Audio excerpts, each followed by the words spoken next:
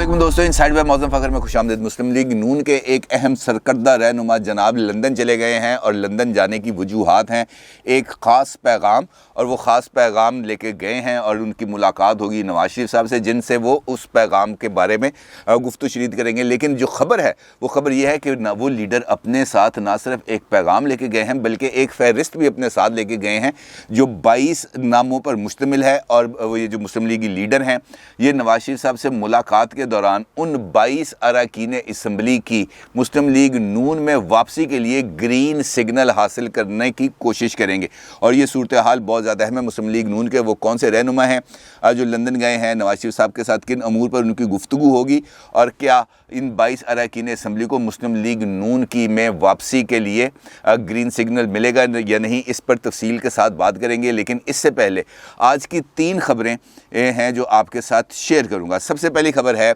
फैसलाबाद के अंदर एक इंसानियत सोज वाक़या हुआ जहां पर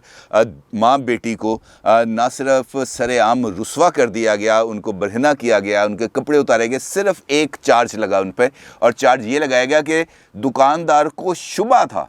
मैं उसको यकीन नहीं था, उसको शुबा था कि ये जो माँ बेटी उनके दुकान के अंदर दाखिल हुई हैं वो वहाँ से कोई चीज़ चुराने आई हैं, और लिहाजा उनको जो सज़ा दी गई वो सरेआम उनको तस्लील करके उनको रुस्वा करने की ये उनको सज़ा दी गई। और वहाँ पर मौजूद अफराद अपने मोबाइल कैमरे से बिल्कुल उसी तरीके से वीडियो बनाते रहे जिस तरीके से सियालकोट के अंदर श्रीलंकन जो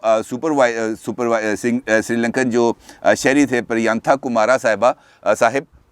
उनके जो उनको आग लगाने और तशद्दुद के हवाले से जो वीडियो थी वो उस वक्त बनाई जा रही थी। हम माशरती तौर पर या इखलाकी तौर पर शायद इस लेवल पर गिर चुके हैं कि जहां पर हमें इस बात का एहसास ही नहीं होता कि हम क्या कर रहे हैं। दूसरी खबर है सरगोदा की, वो भी इसी से मिलता जुलता वाक़या है। वहाँ पर भी आग लगा दी गई और वहाँ पर भी एक खातून को आग लगा दी गई सिर्फ़ और सिर्फ इस वजह से कि उसने एक स्टॉल लगाया हुआ था बाज़ार के अंदर और वो बर वक्त उस स्टॉल का जो किराया था वो अदा करने में नाकाम हो गई, लिहाजा उसको ये सज़ा दी गई कि उसको भी भरे बाज़ार के अंदर आग लगा दी गई। ये है हमारी माशरती इन्हितात। और इसके साथ साथ जो तीसरा वाक़या है वो है कराची का। कराची के अंदर एक 14 साला नौजवान अरसलान लियाकत महसूद एक जिसे हम कह सकते हैं जाली पुलिस मुकाबले का शिकार होकर दाई अजल को लब्बैक कह चुका है, और जो उसका जो मुकदमा है अब दर्ज होने जा रहा है। लेकिन जो सूरत हाल मैं आपके सामने रख रहा हूँ वो सूरत हाल हमारे लिए मनहैसुल कौम अगर हम हैं तो उसके लिए बहुत ज़्यादा ख़तरनाक इशारे हैं। और ये उस वक्त हुआ जब आज इस्लामाबाद में इमरान खान साहब एक सरकारी तकरीब के अंदर श्रीलंकन शहरी को के लिए तज़ीती रेफरेंस कर रहे थे और उसको बचाने की कोशिश करने वाले जो शख्स था अदनान, उसको एक तारीफ़ी सनद भी दे रहे थे और उसको तमगा शुजात देने का भी ऐलान कर रहे थे। और उस मौके पर वो ये कह रहे थे कि हमारे सोसाइटी में इस वक्त हमें रोल मॉडल्स की ज़रूरत है जो आगे बढ़कर उसको रोकें। लेकिन उस वक्त वो ये भूल चुके थे जब वो ये सारी तकरीर फरमा रहे थे कि ये उन्हीं की पार्टी है जिसने बच्चों के ऊपर तशद्दुद और ख़ास तौर पर जिनसी तशद्दुद के हवाले से कभी सामने आकर ठोस आवाज़ नहीं उठाई। जब ज़ैनब का वाक़या हुआ तब ज़ैनब अलर्ट बिल तो वो ज़रूर लेके आए, लेकिन उसके बाद उन सारे वाक़यात के सद्देबाब के लिए किसी किस्म की ठोस पेशरफ्त नहीं हुई। और ख़ास तौर पर उस वक़्त जब मुल्क का वज़ीर आज़म टीवी पर बैठकर ये कहे कि औरतों के जो लिबास है वो मर्दों को जो है वो एक्सप्लॉइट कर देता है सेक्सुअल हरासमेंट के लिए, तो ये एक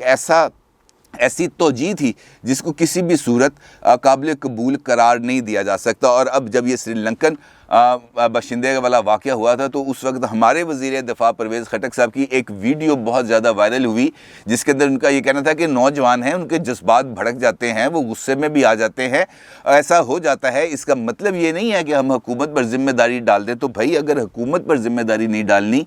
तो किस पर डालनी है? ये सवाल है मेरे लिए भी और आपके लिए भी कि क्या हम वाक़तन एक मुहज़्ज़ब माशरा अपने आप को कहलाने के लायक हैं या वाक़तन अभी हमने मुआशरा बनने के लिए भी हमें बहुत ज़्यादा सफ़र दरकार है, क्योंकि अगर इसी तरीके के वाक़यात चलते रहे गली मोहल्ले बाज़ारों के अंदर तो कोई दरवाज़ा महफूज नहीं रह जाएगा, कोई गली महफूज नहीं रह जाएगी, कोई घर महफूज नहीं रह जाएगा, जहाँ पर हम ये जो ज़ुम्बीज़ हैं इनको हम पालते रहेंगे, इनको नरिश करते रहेंगे और इनके ख़िलाफ़ कोई आवाज़ नहीं उठेगी। मेरा ये दुआ है, मेरी ये दरख्वास्त है आप सब लोगों से कि ऐसे जो वाक़यात हैं इनके सद्देबाब के लिए कम से कम हमें एक आवाज़ उठानी चाहिए। इनके ऐसे जो लोग जो ऐसे बेईमाना इक़दामात करते हैं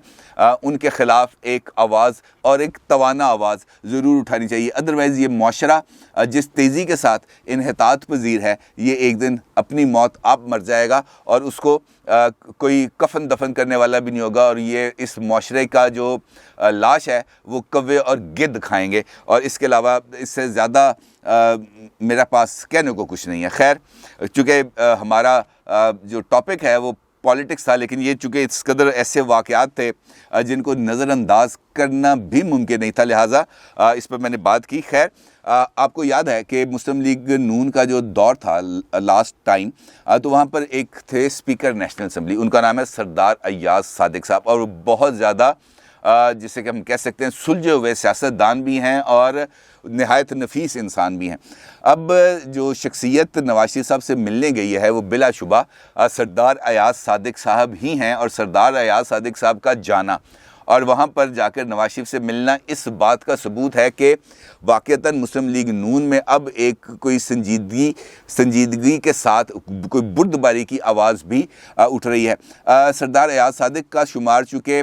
मुफाहमत पसंद सियासतदानों में होता है, वो एक हद से ज़्यादा आगे जाकर ना अग्रेसिव बात करते हैं, ना अग्रेसिव मोड में आते हैं, और ना ही किसी को जाकर हम जिस तरह हम कह सकते हैं कि इदारा जाती तनकीद करते हैं। वो मुस्लिम लीग नून के मुफाहमती ग्रुप का हिस्सा है जिसको लीड करते हैं शहबाज शरीफ साहब। अब जो बातें हो रही हैं ख़ास तौर पर इस वक्त, वो बातें हो रही हैं इन हाउस चेंज के लिए, और इन हाउस चेंज के हवाले से मैंने जो कल आपके साथ एक वीडियो शेयर की थी जिसके अंदर मैंने आपको बताया था वो सारी मुलाकात का हवाल जो नवाज शरीफ साहब के साथ हुई थी इस्टेब्लिशमेंट के नुमाइंदों में, और वहाँ पर ये बात नवाज शरीफ साहब ने कह दी थी कि जनाब इससे आगे का फ़ैसला हम खुद करेंगे। अब जो सूरत हाल के अंदर ट्विस्ट आया है और जिसकी मुस्लिम लीग नून की सीनियर लीडरशिप इस बात की तस्दीक कर रही है कि पीटीआई के अंदर वो तमाम अफराद जो मुस्लिम लीग नून को छोड़कर इलेक्शन से पहले पीटीआई के अंदर शामिल होते, यानी 2018 के अंदर, वो तकरीबन 22-24 अरकान असम्बली हैं इस वक्त, और सरदार अय्याज सादिक साहब अपने साथ उन अरकान असम्बली की एक फ़हरिस्त भी लेके गए हैं, और वो ये चाहते हैं कि नवाज शरीफ साहब इन अरकान असम्बली को मुस्लिम लीग नून में वापसी की टिकट थमा दें, ताकि जो इन हाउस चेंज का जो प्रोसेस है उसको तेज़ी के साथ मुकम्मल किया जा सके। अब जहाँ तक ये वाली बात है, इसकी तस्दीक की है तलाल चौधरी साहब ने, जो मुस्लिम लीग नून के एक सरकर्दा लीडर हैं। उनका ये कहना है कि अरकान असम्बली ना सिर्फ तैयार हैं बल्कि हमसे राब्ते में भी है, बल्कि हमें उन्होंने यहाँ तक भी आवाज़ दी है कि अगर आप हमें ये यकीन दहानी करा दें तो इमरान खान साहब के ख़िलाफ़ तहरीक अदम एतमाद तो तय है, लेकिन ये जो अभी 33 कवानीन मंजूर किए गए हैं पार्लियामेंट के मुश्तरका इजलास से, इनको रिपील कराने में, इनको वापस कराने में, इनको मनसूख कराने में, इनको कलअदम कराने के लिए भी हम आपके साथ ताउन के लिए तैयार हैं। और तलाल चौधरी साहब ने ना सिर्फ ये कहा बल्कि उन्होंने इसकी मिसाल भी दी। उन्होंने मिसाल ये दी कि जिस तरीके से सेनेट का जो इलेक्शन हुआ था, जो यूसुफ रज़ा गिलानी साहब जीते थे, उनका ये कहना है कि उस मौके पर भी चंद अरकान असम्बली ऐसे थे जो पीटीआई के थे और वो मुस्लिम लीग नून में शामिल होना चाहते थे, और हमने उनकी दरख्वास्त पर सिर्फ गौर करने का वादा किया था तो उन्होंने वोट दे दिया था यूसुफ रज़ा गिलानी साहब को। अब जब हम टिकट देने का या उनको मुस्लिम लीग नून में वापस लेने के लिए ग्रीन सिग्नल देंगे तो आप ये सोच सकते हैं कि वो किस हद तक आगे जाएंगे। लिहाजा जो अय्याज सादिक साहब का ये जो विज़िट है लंदन का, जहाँ पर उनके अगले 2 से 3 दिन में नवाज शरीफ साहब के साथ मुलाकात होनी है और बड़ी अहम मुलाकात होनी है, तो यकीनी तौर पर जहाँ पर बहुत सारे अमूर ज़ेर बहस आएंगे पार्टी के अंदर बयानिए का मामला, और जो इस वक्त जो पॉलिटिकल सिचुएशन है जो बहुत हद तक इस वक्त मुस्लिम लीग नून और अपोजिशन जमातों की फेवर में जाती हुई नज़र आ रही है, तो इस हवाले से भी यकीनी तौर पर बात होगी। अब मुस्लिम लीग नून और ख़ास तौर पर नवाज शरीफ साहब इन 22 से 24 अरकान असम्बली की पार्टी में वापसी के हवाले से जो भी फ़ैसला करेंगे اس پر منحصر ہوگا کہ مسلم لیگ نون کی اگلی اسٹریٹجی کیا ہوگی۔ البتہ مسلم لیگ نون کے ایک اور سینئر رہنما رانا ثناء اللہ صاحب نے بھی کل ایک ٹی وی پروگرام میں اس بات کا اظہار کیا کہ مسلم لیگ نون تحریک عدم اعتماد کے لیے نہ صرف مکمل طور پر تیار ہے بلکہ جہانگیر ترین صاحب اور جہانگیر ترین صاحب کے جو گروپ ہے اس کے ساتھ بھی وہ رابطے میں موجود ہیں۔ اب یہ جو صورتحال بن رہی ہے ہمارے سامنے، وہاں پر نواز شریف صاحب کی جو پوزیشن ہے وہ اپنی جگہ پر مستحکم ہے، وہ موجود بھی ہے۔ جو عمران خان صاحب کے لیے خطرات ہیں وہ صرف یہ ایک نہیں ہے کہ ان کے خلاف ایک ان ہاؤس چینج آ رہا ہے، بلکہ ان کے ساتھ اس کے علاوہ 2 اور خطرات ہیں، یعنی مجموعی طور پر عمران خان صاحب کے لیے 3 خطرات ہیں جو ان کے سر پہ منڈلا رہے ہیں۔ ایک ان ہاؤس چینج کا خطرہ جہاں پر خود ان کی پارٹی کے اراکین بالکل بلوچستان عوامی پارٹی کے پیروی کرتے ہوئے خود ایک ایسا دھڑا بنا کر سامنے آنا چاہتے ہیں جہاں پہ وہ عمران خان صاحب کو چیلنج کر سکیں اور اپنی وفاداریاں بھی تبدیل کرنے کے لیے تیار ہیں۔ دوسرا، ان کی پارٹی کے اندر ان کی اپنی سینئر لیڈرشپ یہ چاہتی ہے کہ اگر ایسا کوئی موقع آئے جہاں پر ان ہاؤس چینج اسٹیبلشمنٹ کی ریکوائرمنٹ کے مطابق کرنی پڑے تو وہاں پر وہ خود اپنی خدمات پیش کر سکیں۔ اور اس وقت جو پی ٹی آئی ہے اس کے اندر 4 سے 5 اراکین اسمبلی اور کابینہ کے کم از کم 4 اراکین ایسے ہیں جو نئی شیروانی پہننے کر ایوان صدر جا کر حلف اٹھانے کی جو تقریب ہے اس کے لیے تیار بیٹھے ہیں، اور وہ یہ چاہتے ہیں کہ نہ صرف ہمیں پارٹی کے اندر سے بھی سپورٹ مل سکتی ہے بلکہ ہمیں اسٹیبلشمنٹ کے ساتھ بات چیت کر کے ہم کوئی راستہ بھی نکال سکتے ہیں۔ اس حوالے سے میں نے آپ کے ساتھ کچھ تفصیلات شیئر بھی کی تھیں اور میں نے چند اراکین اسمبلی کے حوالے سے آپ کو آگاہ بھی کیا تھا۔ اور اس کے ساتھ ساتھ جو پرویز خٹک صاحب والا فیکٹر ہے وہ بھی عمران خان صاحب کے لیے بہت زیادہ خطرے کی بات ہے۔ تیسرا معاملہ جو اس وقت سب سے زیادہ امپورٹنٹ بھی ہے اور عمران خان صاحب کے جو سر پر جو تلوار لٹک رہی ہے وہ ہے نااہلی کی تلوار، کیونکہ ایک جانب فارن فنڈنگ کیس ہے جس کا میں نے تفصیل کے ساتھ پچھلی ویڈیو کے اندر ذکر کیا تھا۔ جمعرات کو اس کے لیے چیف الیکشن کمشنر سکندر سلطان راجہ صاحب نے اپنا ایک اجلاس بھی طلب کر لیا ہے، لیکن جو نااہلی کی تلوار ہے وہ اس کے علاوہ ایک اور بھی ہے، اور اسلام آباد کے حلقوں کے اندر یہ خبر گرم ہے کہ کوئی 8 سال پرانی کوئی ایک ایسی ویڈیو موجود ہے جس کو اگر ہم محفوظ الفاظ میں کہہ سکیں جو نامناسب ویڈیو ہے عمران خان صاحب سے متعلق، وہ وہاں پر نہ صرف موجود ہے بلکہ اس کو بھی کوئی ریلیز کرنے کی کوئی تیاری کی جا رہی ہے تاکہ عمران خان صاحب کے گرد جو گھیرا ہے اس کو مکمل طور پر تنگ کیا جا سکے۔ اب یہ ویڈیو موجود ہے نہیں موجود یہ اللہ تعالیٰ بہتر جانتا ہے، لیکن جو خبر مجھ تک پہنچی ہے، جو اطلاع مجھ تک پہنچی ہے، یہ میں نے آپ کو بتائی کیونکہ ویڈیو میں نے نہ دیکھی ہے نہ مجھے کسی نے بتایا۔ البتہ یہ بات ضرور ہے کہ اگر ایسی کوئی چیز موجود ہے تو یقینی طور پر پھر وہ جو سرٹیفکیٹ ثاقب نثار صاحب نے عمران خان صاحب کو جاری کیا تھا اس سرٹیفکیٹ کے منسوخ ہونے کے خاصے زیادہ امکانات پائے جائیں گے، کیونکہ یہ ویڈیو آ جاتی ہے فورنزک کے ذریعے درست ثابت ہو جاتی ہے، اس کے لیے ایویڈنسز بھی آ جاتے ہیں، اور وہ جو لوگ